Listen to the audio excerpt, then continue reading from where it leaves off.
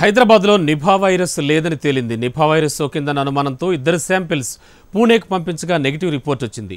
ఎలాంటి పరిస్థితులనైనా ఎదుర్కొనేందుకు వైద్య శాఖ సిద్ధంగా ఉందన్న ప్రభుత్వం నిఫా వ్యాధి ప్రబలుతోందనే వదంతులతో ఆందోళన చెందవద్దని సూచించింది.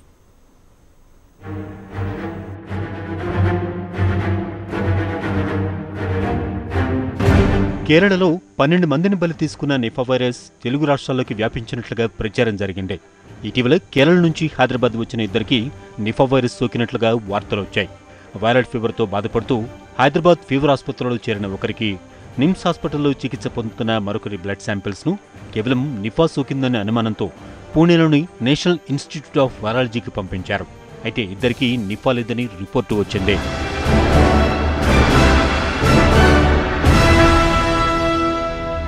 ఫీవర్ హాస్పిటల్లో చికిత్స పొందుతున్న వ్యక్తికి టైఫాయిడ్ వ్యాధి ఉన్నట్లుగా పూణే నుంచి అందిన నివేదికలో తేలింది. అతని ఆరోగ్యం నిలకడగా ఉండడంతో ఇంటికి పంపించారు.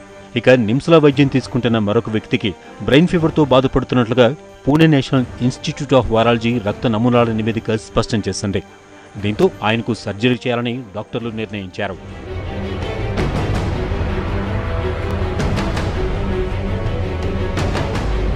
నిఫా వైరస్ విషయంలో ప్రజలు ఎలాంటి అనుమానాలు అపోహలు పెట్టుకోవద్దని తెలంగాణ వైద్య ఆరోగ్య శాఖ మంత్రి లక్ష్మారెడ్డి అన్నారు.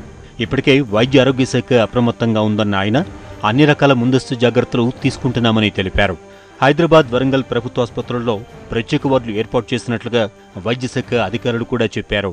అవసరం ఉంటే అడ్వాన్స్ ఫెసిలిటీస్, వెంటిలేషన్ కేర్ అటువంటివి కూడా మనకి హాస్పిటల్లో అవైలబుల్ ఉన్నాయి. అవి కూడా వాళ్ళకి అన్ని సదుపాయాలు అన్నీ అరేంజ్ చేసి పెట్టాం. అయితే వీళ్ళకు హ్యాండిల్ చేసేటప్పుడు అంటే వాళ్ళ దగ్గరికి వెళ్ళినప్పుడు మనకు మాస్క్లు కానివ్వండి, ప్రొటెక్టివ్ గేర్స్ ఉంటాయి. ఈ ప్రొటెక్టివ్ గేర్స్ కూడా ఆల్రెడీ సమకూర్చాము. ఇంకా కూడా అవసరం ఉంటే అవసరం పడవచ్చని అవి కొత్తగా కూడా ఇండెంట్ చేశాం. మెదడుపై తీవ్ర ప్రభావాన్ని చూపి ప్రాణాలు తీసే నిఫా వైరస్ గబ్బిలాల ద్వారా వ్యాపిస్తుందని వైద్యాధికారులు చెబుతున్నారు.